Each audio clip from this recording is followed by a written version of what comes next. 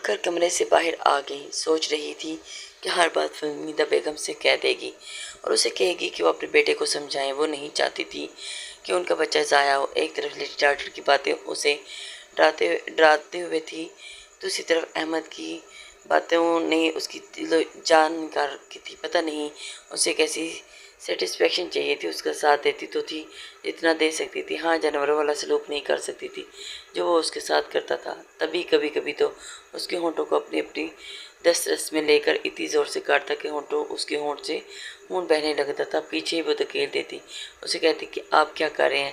تو کہتا یہی تو مزہ ہے، تمہیں تو پتہ ہی نہیں کہ شادی شدہ زندگی کا مزہ کیا ہوتا ہے۔ تم ایک دم بور لڑکی ہو جسے وہ محبت کرتا تھا، کہتا تھا۔ نور کو وہ حوث لگتی تھی اور یہ سب وہ نہیں کر پاتی تھی۔ ابھی بھی وہ اپنا سر پکڑے رو رہی تھی۔ ایک طرف ڈاکٹر کی باتیں تو دوسری طرف احمد کی۔ وہ چاہتی تھی کہ وہ ماں بنے، مگر احمد کا رویہ اسے اندر اندر توڑ چکا تھا۔ لیکن سانس خارج کر کے وہ سر پکڑ کر بیٹھی ہوئی تھی جب فہمیدہ بیگم اس کے لیے تازہ انار کا جوس لے کر اس کے کمرے میں آئی تھی۔ اسے یوں پریشان دیکھ کر کہنے لگی، ارے بیٹا کیا ہوا؟ سر میں درد تو نہیں ہے؟ لاؤ میں مالش کر دیتی ہوں۔ تو طبیعت تو ٹھیک ہے نا تمہاری؟ تم کچھ ٹھنڈا گرم چاہیے تو بتاؤ، میں لا کر دیتی ہوں۔ فہمیدہ بیگم تو نور کو یوں بیٹھا دیکھ کر پریشان سی ہو چکی تھی، لیکن اپنی سانس کو دیکھ کر وہ گہری سانس خارج کر چکی اور کہنے لگی، نہیں آنٹی میں ٹھیک ہوں، بس تھوڑے سے چکر آ رہے تھے، ابھی اس کے ہاتھ پاؤں ٹھنڈے پڑے تھے۔ جو بات احمد نے کی تھی اس کے بارے میں سوچ کے اس نے اندر تک ہلا کے رکھ دیا تھا۔ وہ خوش رہنا چاہتی تھی اپنے بچے کے کی ہاتھ، لیکن احمد کی بات میں اس کی آنکھوں میں آنسو لا چکے تھے۔ ابھی اس نے اپنی ساس کو بتانے کے لیے کچھ اپنا منہ ہی کھولا تھا کہ وہاں پر احمد آ گیا اور احمد کو دیکھ کر جس طرح خوف سے وہ لرز چکی تھی، مارے اپنی جگہ سے دھک کے رہ گئی تھی۔ فہمیدہ بیگم کے ماتھے پر بل پڑ گئے تھے۔ اسے یوں اچھل کر پیچھے سے ہوتے دیکھ کر فوراً اس کے کندھے سے پکڑ لیا اور کہنے لگی، ارے بیٹا کیا ہو گیا؟ یوں تم گھبرا کیوں رہی ہو؟ وہ اس حالت میں جو ڈرنا گھبرانا نہیں ہوتا۔ ڈاکٹر نے کہا تھا کہ نور سینے پر ہاتھ رکھے اپنا سانس نارمل کرنے کی کوشش کر رہی تھی جب احمد نے فہمیدہ بیگم نے ایک بار پھر گھور کر اپنے بیٹے کو دیکھا تھا اور کہنے لگی، کیا کہا ہے تم نے بہو کو جو اس کی یہ حالت ہوئی ہے؟ کیوں تمہیں دیکھ کر وہ اتنی ڈری سی رہنے لگی ہے؟ جانتے بھی ہو یہ تمہارے بچے کی ماں بننے والی ہے؟ فہمیدہ بیگم نے مسکرا کر اس سے بات کی تھی، لیکن احمد کے چہرے کے تاثرات کا وہی تھا۔ نہ ہی اس کے ماتھے پر بل پڑے ہوئے کم ہوئے تھے اور نہ ہی اس کے چہرے پر کوئی مسکراہٹ آئی تھی۔ کہا، اچھا تو پھر میں کیا کروں؟ مجھے کوئی شوق نہیں فی الحال باپ بننے کا، بس مجھے زندگی میں فی الحال سکون چاہیے، اور ویسے بھی یہ بیوی ہے یہاں پر میرے لیے لائی گئی ہے، تو بچے اس نے میرے پیدا کرنے ہیں، تو یہ کس کی اجازت سے ماں بن رہی ہے؟ جب تک میں نہیں چاہوں گا اسے کوئی حق نہیں پہنچتا ماں بننے اور بچوں کو یہ انبار کھڑے کرنے کا۔ فہمیدہ بیگم اس کی بات سن کر، یہ بات ابھی احمد کے منہ میں سے نکل رہی تھی کہ فہمیدہ بیگم نے اٹھ کر زوردار تھپڑ احمد کے منہ پر دے مارا تھا۔ احمد کو اس تھپڑ کی امید نہیں تھی۔ اسے تھپڑ مار کر کہنے لگی، کیسے باتیں کر رہے ہو؟ کیا یہ تربیت کی ہے میں تمہاری کہ تمہیں کوئی پرواہ بھی نہیں ہے کہ نہیں؟ ارے وہ لڑکیاں تو خوش نصیب ہوتی ہیں جو شادی کے بعد فوراً اس درجے پر فائز ہو جاتی ہیں، ورنہ جانتے بھی ہو اپنے خاندان میں تمہاری کتنی مثالیں موجود ہیں۔ شادی کو سالوں گزر جاتے ہیں اور اولاد کی نعمت کے لیے لوگ ترستے رہتے ہیں، در بدر دھکے کھا رہے ہوتے ہیں۔ اس سے تم کس لہجے میں بات کر رہے ہو؟ بچے آئیں گے تو تمہارے سکون میں اضافہ ہوگا، تمہاری زندگی میں رونق آ جائے گی۔ پھر فہمیدہ بیگم کو کہاں پتہ تھا کہ وہ جس سکون کی تلاش میں ہے وہ اسے بچوں سے نہیں بلکہ نور سے ہی چاہیے۔ ایک گہری سانس خارج کرتے ہوئے فہمیدہ بیگم چپ ہوئی تھی، لیکن احمد غصے سے پاگل ہو رہا تھا۔ فہمیدہ بیگم کو بس نہیں چاہ رہا تھا کہ اپنے بیٹے کو دو چار لگا جائے۔ دیکھ رہا تھا، کہنے لگا، سارے کا سارا کیا درا تمہارا ہے نا، شاباش، ہر چیز کو اپنی طرف کر لو۔ میری ماں کو بھی تم نے اپنی طرف کر لیا ہے اور میرے خلاف سارا دن یہاں بیٹھ کر تم انہیں بھڑکا دیا کرو۔ اتنی محبت تو شوہر اپنی بیویوں سے کرتے ہیں نا۔ ارے وہ تو اس کے قدم دھو کر پیتی ہیں اور تم یہاں میری ماں کو میرے خلاف کرتی جا رہی ہو۔ احمد کمرے سے باہر جا چکا تھا اور اس کے پیچھے گئی تھی اور اسے کہنے لگی کہ احمد میں نے ان سے کچھ بھی نہیں کہا، آپ غلط سوچ رہے ہیں، پلیز میری بات سنو، 2 منٹ رکو تو صحیح۔ مگر احمد گاڑی میں بیٹھ کر جا چکا تھا۔ فہمیدہ بیگم نے اسے پکڑا اور اپنے کمرے میں لگی تھی اور کہنے لگی دفع کرو اسے، پتہ نہیں اس کے دماغ میں کیا حرفات چلتی رہتی ہیں، تم بس اپنی صحت کا خیال رکھو۔ وہ ایک بار پھر سے رونے لگی تھی اور اسے خوف آ رہا تھا، نہ جانے رات کے کس پہر جب احمد واپس آئے گا تو اس کے ساتھ کیا سلوک کرے گا۔ فہمیدہ بیگم کسی طرح بس بہو کے سامنے اپنے بیٹے کی تعریفیں کرنا چاہتی تھی، لیکن نور جانتی تھی کہ اب وہ کہنے لگی بیٹا فکر مت کرو، بس لاڈلا ہے نا، میرا اکلوتا بیٹا ہے، آج تک کبھی اسے میں نے کچھ کہا نہیں، اسے ہم سب سے محبت ہی محبت ملی ہے، بس یہی وجہ ہے کہ میرا لاڈ ایسی رد عمل دے رہا ہے۔ جب تم ماں بن جاؤ گی نا اور گود میں بچہ لیے اس کے سامنے ہوگی تو پھر دیکھنا یہ اپنی اولاد سے جان دے گا۔ فہمیدہ بیگم نور کو احمد کے بچپن کی باتیں بتانے لگی تو اس کا رویہ کچھ بہتر ہو چکا تھا اور فریش ہو چکی تھی۔ دل میں یہ سوچنے لگی کیا واقعی احمد بچوں کو اپنانے کے لیے وقت چاہیے، وہ کچھ عرصہ تک ٹھیک ہو جائے گا، اس کی طبیعت کچھ سنبھلی تو اس نے اپنے ہاتھوں سے احمد کے لیے کھانا بنایا اور رات کو کھانے کی میز پر احمد بیٹھا ہوا تھا، نہ تو اپنی ماں کی طرف دیکھ رہا تھا نہ ہی اپنی بیوی کی طرف۔ فہمیدہ بیگم نے اسے تو اپنے سینے سے لگا کر تھپڑ لگانے کی معافی مانگ لی تھی، لیکن نور کو یوں نظر انداز کر رہا تھا کہ جیسے کہ وہ اس گھر میں موجود ہی نہ ہو۔ نور کو اس کا یہ بے رخی بہت ہی چبھ رہی تھی اور اس کے سامنے موجود نہیں تھی، اور اس کے باوجود نور خود کو خوش رکھ ہی رہی تھی۔ اپنے بچے کی ہاتھیں رات کو کچن سے میٹنے کے بعد جب اس نے اپنے اور احمد کے لیے گرم دودھ کروایا اور سونے سے پہلے فہمیدہ بیگم چائے پیتی تھی، ان کے کمرے میں چائے بھجوانے کے بعد وہ گرما گرم دودھ ٹرے میں رکھ کر خود ہی کمرے میں آ رہی تھی۔ جیسے ہی دروازے کو کونے کی مدد سے دھکیلنا چاہا تو وہ لاک تھا۔ نور نے احمد کو آواز دی تھی کہ احمد دروازہ کھولیے، میں دودھ لے کر آئی ہوں۔ پہلے تو وہ کچھ نہ بولا اور پھر اس کے بار بار کہنے پر وہ کہنے لگا تو میں کیا کروں، مجھے نہیں پینا۔ نور نے مذاق سمجھ کر بوجھ کر کہا کہ ارے فہمیدہ آنٹی آپ آئیے نہ، دیکھیے احمد دروازہ نہیں کھول رہا۔ اتنا سنتا تھا کہ احمد چٹ سے اپنے بستر سے اٹھا اور ایک جھٹکے سے دروازہ کھول دیا، اور وہاں پر فہمیدہ بیگم نہیں تھی۔ احمد کو دیکھ کر بہت غصہ آیا، لیکن نور نے زوردار کہہ کر گایا اور وہ کمرے میں داخل ہوئی۔ اس سے پہلے کہ احمد کو کچھ کہتی احمد نے اگلے ہی پل غصے سے اس کے بازو کو جھنجھوڑ کر گرا چکا تھا اور وہ درد سے بلبلا اٹھی۔ اس سے پہلے کہ وہ چلاتی احمد نے اس کے اوپر ہاتھ رکھ کر کہنے لگا خبردار تمہارے منہ سے ایک بھی آواز نکلی تو وہ درد سے جلن سے چلاتے ہوئے خود کو چھڑوا رہی تھی اور آنکھوں میں پانی آ چکا تھا، لیکن احمد نے اسے دھکا مار کر کہنے لگا کہ دفعہ ہو جاؤ، اب اس کمرے سے تم میری بیوی بن کر اس کمرے میں رہنا ہی نہیں چاہتی بلکہ بچہ پیدا کرنے والی ہو، مشین ایک موٹی بتی عورت کی طرح بننا چاہتی ہو تو جاؤ، دفعہ ہو جاؤ میرے کمرے سے، میں تمہاری جگہ کوئی اور اس میں ابھی تک اس کے ہاتھ اور پیٹ پر گرم دودھ کی گرنے کی جلن ختم نہیں ہوئی تھی کہ وہ اپنا توازن برقرار نہ رکھ سکی تھی اور جا کر سامنے ریلنگ سے لگی اور پیٹ میں درد کی شدید تکلیف ابھرنے لگی تھی اور درد سے وہ چلائی تھی۔ فہمیدہ بیگم جو بس نیم نیند میں تھی، بہو کے چلانے پر فوراً اٹھی اور احمد نے اسے بازو سے جھنجھوڑ کر اندر لا کر بیڈ پر پٹکا تھا، کہنے لگا خبردار جو تمہارے منہ سے میری ماں کے سامنے ایک بھی لفظ نکلا تو کبھی بھی کچھ بھی نہیں ہوا، نہیں ماری، تم اتنی بھی نازک مت بنو۔ اسے جھڑک رہا تھا جب فہمیدہ بیگم کمرے میں آئی، کہنے لگی کیا ہوا بیٹا، ٹھیک تو ہو رہا تم؟ وہ پیٹ پکڑے خود پر ضبط کی کوشش کر رہی تھی کہ احمد کو ایک بار وہ پھر کسی طرح شکایت کا موقع نہ دے۔ احمد کہنے لگا کچھ نہیں امی، آپ بھی بلا وجہ اٹھ کر آ گئی ہیں، ٹھیک ہے بس ہلکا سا درد ہو رہا ہے، میں نے دوا دے دیا، ٹھیک ہو جائے گی۔ فہمیدہ بیگم نے جب نور کو دیکھا تو اس کے چہرہ بالکل سرخ لال ہو رہا تھا اور ایسے لگ رہا تھا کہ جیسے وہ ضبط کی انتہا پر تھی، اور اس کے قریب آئی اور بالوں میں ہاتھ پھیرنے لگی اور کہنے لگی بیٹا کوئی پریشانی کی بات ہے تو نہیں، بتاؤ مجھے، تمہاری طبیعت تو ٹھیک ہے نا؟ اگر کہو تو میں تمہارے پاس یہیں پر سو جاتی ہوں۔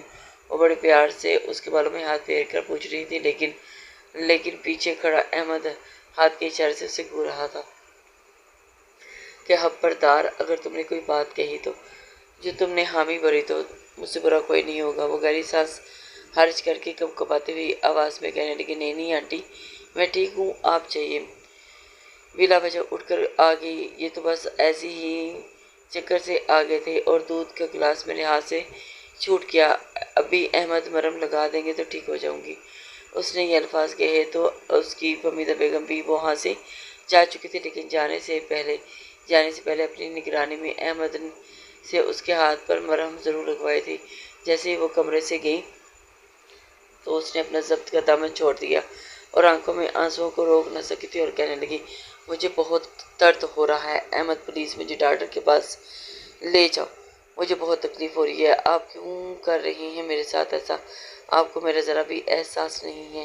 میں بھی آپ کی طرح جیتی جاگتی انسان ہوں، کوئی جانور نہیں۔ آپ کو میری حالت پر رحم نہیں آتا؟ ایک طرف آپ کہتے ہیں کہ آپ کو مجھ سے محبت ہے اور آپ میری جدائی برداشت نہیں کر سکتے، اور دوسری جانب آپ میرے ساتھ جانوروں والا یہ رویہ اختیار کرتے ہیں۔ یہ محبت تو نہیں کہلاتی، یہ تو ہوس پرستی کہلاتی ہے۔ آپ صرف اور صرف میرے حسن سے محبت کرتے ہیں، میرے حد و حال سے محبت کرتے ہیں، اس کے علاوہ آپ کو میرے ساتھ کوئی سروکار نہیں۔ احمد نے جب یہ سنا تو اگلے ہی پل اپنی گرنپٹی مسلتے ہوئے کہنے لگا کہ اب بس بھی کر دو، یہ کیا فلسفی لے کر بیٹھ گئی ہو؟ تمہارے ساتھ شادی کر لی، کیا اتنا کافی نہیں ہے؟ ابھی سے یہ رونا دھونا مچا دیا ہے تم نے، ادھر دکھاؤ، زیادہ تو نہیں جل گیا ہاتھ تمہارا؟ یہ کہہ کر وہ اس کے قریب بیٹھ چکا تھا اور اگلی بار اس نے اس کے جلے ہوئے پیٹ پر دوا لگانا شروع کر دی تھی، جو کہ ہلکا ہلکا سرخ ہو رہا تھا۔ وہ آنکھیں موندے لیٹی تھی، ابھی بھی درد کی ٹیسیں اسے پیٹ میں اٹھتی ہوئی محسوس ہو رہی تھی، اور ایسے لگ رہا تھا جیسے پیٹ کے اندر کوئی چیز کٹ رہا ہو۔ وہ بار بار کہہ رہی تھی کہ احمد، مجھے درد ہو رہا ہے، پلیز مجھے ڈاکٹر کے پاس لے جائے، کہیں کوئی انہونی نہ ہو جائے۔ لیکن بار بار منہ سے یہ سب کچھ سن کر اس نے دراز سے ایک پین کلر نکال کر اسے کھانے کو دے دی۔ وہ منع بھی کرتی رہی کہ نہیں احمد، ایسی حالت میں اس طرح کی دوائی نہیں کھائی جاتی، ڈاکٹر نے سختی سے منع کیا ہے۔ لیکن احمد زبردستی اسے منہ میں دوائی دے چکا تھا اور پانی پلا چکا تھا۔ کہنے لگی، بلا وجہ ہی ڈاکٹر نے تماشا بنا رکھا ہے، خود بیگ بھر کر جو دوا دے دیتے ہیں ان کو دکھائی نہیں دیتا، اور پھر گھر سے کوئی بھی دوائی کھا لے تو ڈاکٹر نے منع کیا ہے تو وہ یہ ہے تو وہ ہے اور پتہ نہیں کیا کیا ہے۔ دوا کا اثر فوراً ہوا تھا اور کچھ دیر بعد ہی درد کی شدت میں کمی آ چکی تھی اور احمد اس کے قریب لیٹ چکا تھا۔ کہنے لگا، اب تم کچھ بھی نہیں بولو گی، سمجھی؟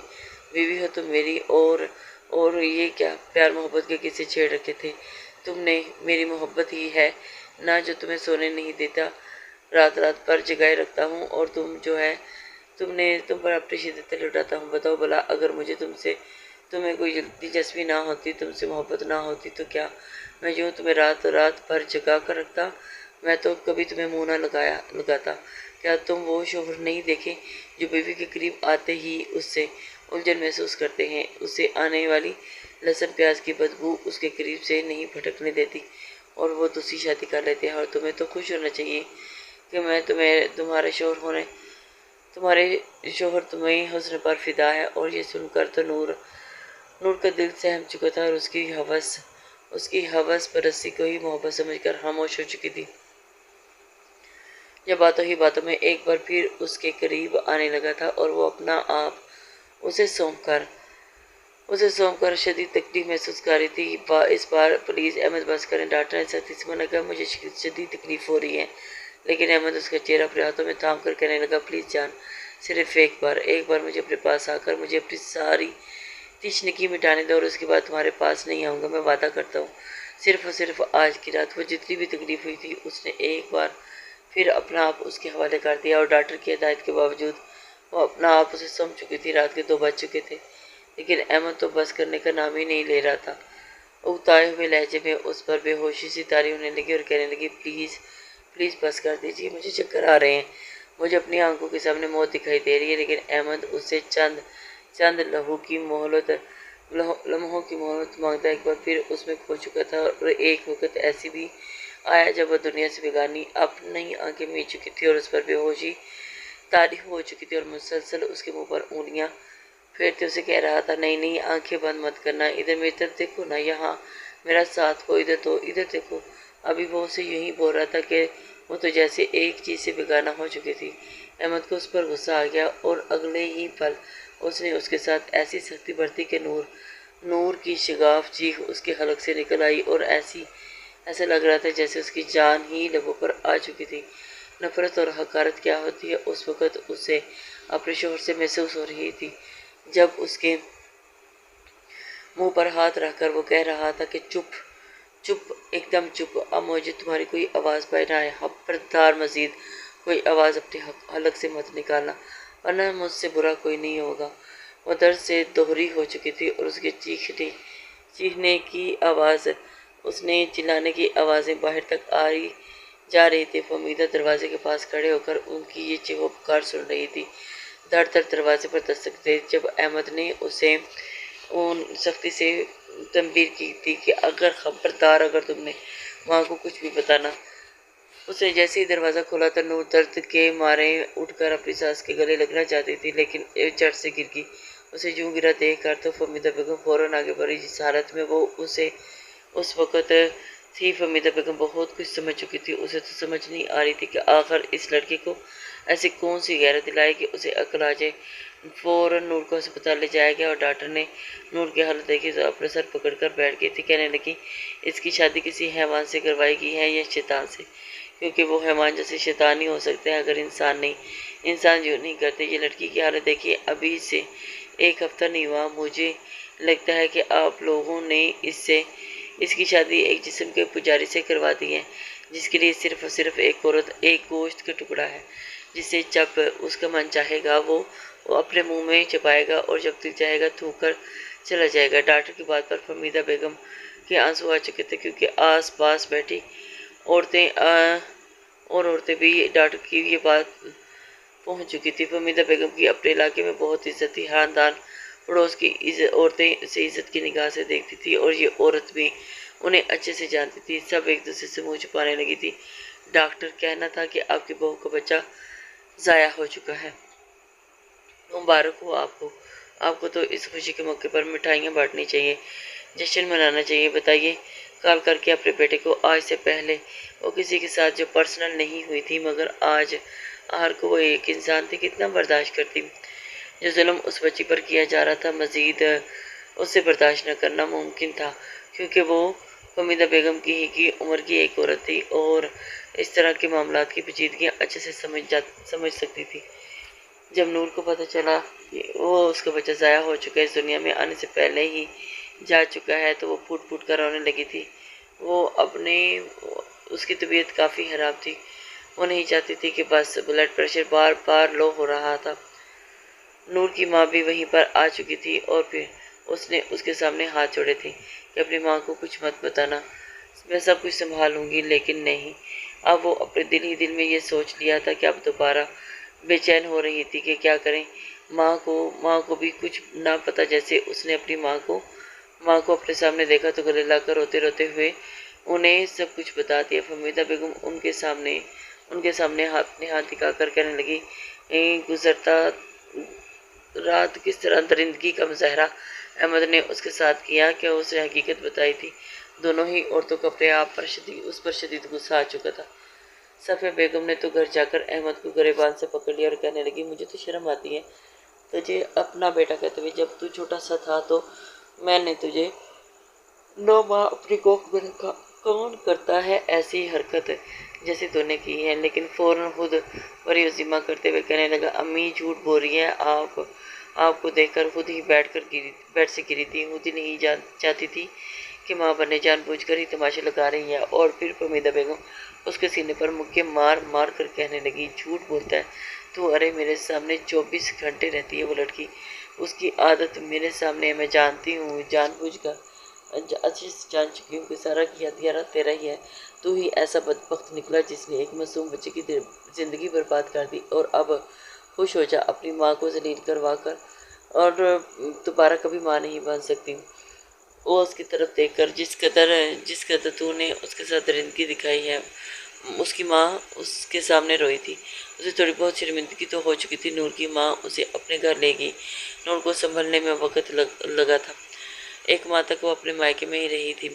اس دوران ایک بار بھی اس نے احمد سے کال پر بات نہیں کی تھی۔ فہمیدہ بیگم نے اپنے بیٹے سے بات کی تھی، کرنے کی کوشش کی کہ وہ کب آتا ہے کب جاتا ہے۔ انہیں کچھ علم نہیں تھا، لیکن پھر بھی آخر کو ایک ماں تھی، اپنے بیٹے کے بکھرے بال بڑی ہوئی چیب، اور جب اسے چپ چپ دیکھ کر تو انہیں اس پر ترس بھی آنے لگا تھا۔ وہیں احمد روتا ہوا اپنی ماں کے پاس آیا، آ کر بیٹھ کر کہنے لگا، امی میں سدھر چکا ہوں، جانتی ہوں مجھے کس بات نے سدھارا ہے۔ آج مجھے احساس ہو رہا ہے کہ میں نے کتنا غلط کیا، اپنے ہاتھوں سے اپنے ہی بچے کو، اولاد کو میں نے ختم کر دیا۔ آج میرا دوست بھی مجھے خوشی خوشی بتا رہا تھا کہ وہ باپ بننے والا ہے، اور میرے سامنے اس نے ایک بچے کے لیے چھوٹے چھوٹے کپڑے خریدے تھے۔ اتنی خوشی سے وہ مجھے اپنے بارے میں بتا رہا تھا، لیکن اور میں اس خوشی سے محروم تھا۔ اس کا چہرہ دیکھ رہا تھا۔ مجھے بہت گلٹی فیل ہو رہا ہے، بتائیں نا کہ میں کیا کروں، میں نے اتنا غلط کیا۔ نور کے ساتھ میرا رویہ بہت برا رہا، لیکن میں اپنی غلطی کو سدھارنا چاہتا ہوں۔ امی، وہ اپنی ماں کے سینے سے لگتے ہوئے روتے ہوئے یہ سب کچھ کہہ رہا تھا۔ حمیدہ بیگم نے اسے گلے سے لگا لیا۔ اگلے ہی روز دونوں ماں بیٹا نور کے گھر گئے، نور کو لینے کے لیے اس کے گھر پہنچے تھے، اور نور تو گمسم سی تھی، ایک طرف بیٹھی ہوئی تھی۔ اسے تو احمد سے خوف آنے لگا تھا۔ فہمیدہ بیگم نے اسے یقین دلایا تھا کہ احمد سچ مچ بدل چکا ہے، اس نے اپنی غلطی تسلیم کر لی۔ تم ہمارے ساتھ گھر چلو، دیکھنا سب کچھ، اب تمہارے ساتھ کچھ بھی ایسا نہیں ہوگا، غلط نہیں کرے گا۔ نور خالی ذہن کے ساتھ اپنی ساس اور شوہر کو دیکھ رہی تھی، اور پھر اپنے کمرے میں چلے گی۔ اس کا تو یہی ماننا تھا کہ وہ کبھی بھی واپس اس کے ساتھ نہیں جائے گی۔ نور کی ماں بھی اس کے پیچھے آئی تھی، اور وہی گہری سانس خارج کر کے اپنی ماں سے کچھ کہنے والی تھی، جب اس کی ماں کہنے لگی کہ بیٹا دیکھو، میں جو بھی فیصلہ کرنا چاہتی ہوں سوچ سمجھ کر کرنا، اور یہ بات ذہن میں رکھنا کہ ہم جس معاشرے میں رہتے ہیں وہاں پر اگر لڑکی کی طرف سے غلط قدم اٹھانے میں پہل کی جائے تو اس کے والدین کی تربیت پر اور باقی بہن بھائیوں کے لیے کیسے کیسے الفاظ کا استعمال کیا جاتا ہے۔ اگر مرد طلاق دے دے جو پھر بھی عورت کے وجود پر کلنک تو لاگی جاتی ہے، لیکن اگر عورت خود منہ سے خلا کی ڈیمانڈ کرے تو جانتی ہو نا، ایسی عورتوں کو یہ معاشرہ سکون سے رہنے نہیں دیتا، اس کی ماں کی باتیں جینے نہیں دیتا۔ یہ سن کر تو نور سر جھکا چکی تھی، چاہتی تو وہ یہی تھی وہ اسے خلا کی اختیار کر لے، اور وہ پھر آخر اس کے بدن سے ہی چھوڑا گیا تھا۔ سارے خسارے تو نور کے حصے میں آئے تھے۔ جس طرح اس کے شوہر نے اپنے ذہن میں خیالات بنا رکھے تھے، ویسا کچھ بھی احمد نے نہیں تھا۔ اسے تو نور سے محبت ہی نہیں تھی۔ اپنی ماں اور ساس کی بات سن کر آخری بار اس نے اپنے شوہر کو موقع دینے کا سوچا، اور صرف اپنی ساس کی وجہ سے وہ احمد کے ساتھ واپس اس گھر میں آئی تھی، اور اسے لگا تھا کہ احمد ایک بار پھر اس کے ساتھ وہی سب کچھ کرے گا جو اس سے پہلے کر چکا تھا، پہلے بھی کرتا تھا۔ کمرے میں چپ چاپ بیٹھی تھی، سوچ کر بیٹھی تھی کہ آج اگر احمد نے اس کے ساتھ اس طرح کا کچھ بھی کیا تو وہ اس کے شوہر ہونے کا ذرا بھی لحاظ نہیں کرے گی۔ وہ اندر سے بھری پڑی تھی، لیکن احمد کمرے میں آیا اور اسے یوں بیٹھا دیکھ کر اس کے پاس بیٹھ گیا تھا۔ نور کا ہاتھ اپنے ہاتھ میں تھام کر اس پر اپنے لب رکھ دیے تھے، کہنے لگا، میں مانتا ہوں کہ میں نے تمہارے ساتھ بہت غلط کیا، لیکن مجھے پچھتاوا ہے۔ تم کہتی تھی نا کہ مجھے تم سے محبت ہے، تو مجھے اب تم سے بے تحاشا محبت محسوس ہو رہی ہے۔ تم جب مجھے چھوڑ کر گئی تھی تو مجھے لگا کہ میری دنیا اجڑ گئی ہے، لیکن اب میں تمہیں وہ ساری خوشیاں دوں گا جس کی تم حقدار ہو۔ نور کو اپنے کانوں پر یقین نہ آیا تھا۔ یہ سب کچھ احمد بول رہا تھا، اور احمد کہنے لگا، چلو جلدی سے تیار ہو جاؤ، آج ہم باہر ڈنر کے لیے جائیں گے، لانگ ڈرائیو کریں گے، تمہیں شاپنگ کرواؤں گا۔ نور نے پہلے تو انکار کیا، لیکن پھر احمد کے اصرار پر وہ تیار ہو چکی تھی۔ پہلے تو نور کو لگا کہ یہ صرف ایک دن کے لیے اسے بہلانے کے لیے کر رہا ہے، مگر اس کے بعد تو یہ روز کا معمول بن چکا تھا، اور وہ اکثر نور کے لیے کوئی نہ کوئی تحفہ لے کر آتا تھا، اسے باہر گھمانے کے لیے لے کر جاتا تھا، اور نور بھی جیسے اس پر تو توکل سا کرنے لگی تھی، اور ایک آخری موقع احمد کو دینے کے لیے اس کے ساتھ اپنا رویہ بہتر کرنے لگی تھی۔ اس دوران ایک بار بھی احمد نے اس کے قریب آنے کی کوشش نہیں کی تھی، مگر رات کو کبھی سوئے ہوئے بھی اس پر اپنا ہاتھ رکھ دیتا تو وہ فوراً ہوش میں آتے ہی اسے دور ہو جاتا تھا۔ احمد نے خود کو بدلنے کی بہت کوشش کی تھی اور اس نے بدل کر دکھایا بھی تھا، لیکن دھیرے دھیرے اس کی فطرت ایک بار پھر وہیں پر آ کر اٹکنے لگی۔ بار بار اس کا ضمیر اسے اکسانے لگا کہ وہ ایک بار پھر کچھ ایسا کریں جس سے وہ نور سے تسکین حاصل کر سکے۔ اس کے لیے اپنے آپ کو سدھارنا اور مزید یہ منافقت کا لبادہ اوڑھنا آسان نہیں تھا۔ اس کے دل میں اولاد کی خواہش بھی نپنے لگی تھی، کیونکہ اپنے ہم عمر کزن اور دوستوں کو جب بار اپنے باپ بننے کی خوشخبری سناتا دیکھتا تو وہ اندر ہی اندر حسد کرنے لگا تھا۔ اس روز جب وہ گھر آیا تو نور کا ہاتھ پکڑ کر کہنے لگا، نور، مجھے لگتا ہے کہ اب تم قدرے بہتر ہو چکی ہو۔ مجھے اپنی غلطی کا بھی احساس ہو چکا ہے، اس لیے میں چاہتا ہوں کہ تم میرے بچے کی ماں بنو۔ نور تو اس کی بات سن کر، میں وعدہ کرتا ہوں کہ تمہیں تنگ نہیں کروں گا، اس بار تو میں تمہارا بہت خیال رکھوں گا۔ یہ سن کر تو نور کے چہرے کے تاثرات ہی بدل گئے۔ وہ کہنے لگی کہ آپ نے بہت دیر کر دی۔ ڈاکٹر نے کہا ہے کہ میں اب دوبارہ کبھی ماں نہیں بن سکتی، اور اب آپ کے لیے صرف اور صرف آپ کے استعمال کا ہی سامان بن کر رہ چکی ہوں۔ مجھ سے بننے کی امید مت رکھیے گا۔ یہ سن کر تو احمد کا چہرہ اتر چکا تھا اور کہنے لگا، نہیں، ایسا نہیں ہو سکتا، مجھے اولاد چاہیے تو بس چاہیے۔ تم اپنا علاج کرو، کچھ بھی کرو، لیکن مجھے اولاد پیدا کر کے دو، وہ بھی بیٹا۔ نور کو اس وقت اس کی ذہنی حالت پر چھپا ہوا تھا کیسا شخص تھا یہ؟ کبھی اولاد کی خاطر اسے اذیت دوچار کر رہا تھا اور کبھی اسے ہر حال میں اولاد مانگ رہا تھا، اور وہ کیسا مرد تھا کہ اسے دوبارہ ڈاکٹر کے پاس لے کے گیا، اور اس ڈاکٹر کا یہی کہنا تھا کہ یہ دوبارہ کبھی ماں نہیں بن سکتی۔ احمد کے ذہن پر یہ باتیں اس قدر اثر انداز ہوئی تھی کہ کچھ روز تو وہ خاموش رہا، لیکن دھیرے دھیرے اس کا رویہ نور کے ساتھ بدلنا شروع ہو گیا تھا، اور بات بات پر اسے لڑتا جھگڑتا، اسے وانجہ ہونے کا طعنہ دیتا، یہاں تک کہ اس کے ہاتھ اٹھانے لگا تھا۔ فہمیدہ بیگم دن بدن گھر کے شور شرابے سے پریشان ہو چکی تھی، ڈپریشن سے بستر پر جا لگی تھی، اور ہر وقت ملازم ان کا خیال رکھتی تھی۔ کبھی کبھار کمرے سے باہر نکلتی، ورنہ کمرے میں ہی رہتی۔ ایک روز احمد نے گھر آ کر اسے یہ خبر سنائی کہ میں تجھ سے شادی کر رہا ہوں، مجھے تو تم جیسی بنجر زمین کے ساتھ نہیں رہنا۔ نور کا تو غصے سے چہرہ سرخ ہو چکا تھا اور کہنے لگا، زبان بند رکھو، تمہاری وجہ سے ہی میں اس حالت تک پہنچی ہوں، ورنہ میں بالکل صحت مند تھی۔ شرم آنی چاہیے تمہیں جیسا مرد جس خاطر میں نے اپنا آپ گنوایا، آج مجھے ایسا کہہ رہا ہے۔ احمد نے غصے میں آ کر اسی وقت اسے طلاق دے دی تھی اور کہنے لگا، دفعہ ہو جاؤ میری نظروں کے سامنے سے، میں نے تجھ سے شادی کروں گا، اور جو تم سے زیادہ خوبصورت، ویل ایجوکیٹڈ ہوگی، اور مجھے میرے وارث پیدا کر کے دے گی۔ جیسے ہی فہمیدہ بیگم نے گھر میں گھومتے ہوئے یہ الفاظ سنے تھے تو فہمیدہ بیگم انہیں ہارٹ اٹیک کے آیا، اور نور تو پریشان ہوتی ہوئی واپس اپنے ماں باپ کے گھر پہنچ چکی تھی۔ وہی فہمیدہ بیگم کی بھی موت کی خبر احمد پر بجلی بن کر گری تھی۔ اپنی ماں کے مرنے کے بعد اس نے اپنے دوست کی مدد سے ایک لڑکی کا رشتہ ڈھونڈ کر، جو کہ پڑھی لکھی اور ماڈل تھی، بلا شبہ وہ نور سے بھی زیادہ خوبصورت تھی، اور تین ماہ بعد اس نے اس لڑکی سے شادی کر لی تھی، اسے بیوی بنا کر اس کے گھر لے آیا تھا۔ اس کے ساتھ بھی وہی سب کچھ ہونے لگا تھا جو نور کے ساتھ کیا کرتا تھا، مگر وہ لڑکی بہت شاطر اور چلاک قسم کی تھی۔ بہانے سے اس نے احمد کا گھر اور جائیداد دھیرے دھیرے اپنے نام کروا دی، اور شادی کے 4 ماہ بعد ہی وہ پریگننٹ ہوئی تھی۔ تو احمد کا خوشی سے کوئی ٹھکانہ نہیں رہا، اور کہنے لگا، تو مجھے وارث ہی پیدا کر کے دینا۔ مگر ٹھیک 5 ماہ بعد جب اسے چیک اپ کروانے کے لیے گئی تو ڈاکٹر نے یہ بتایا کہ یہ جڑواں بچیوں کی ماں بننے والی ہیں، اور بیٹیوں کو سن کر تو آگ بگولا ہو چکا تھا۔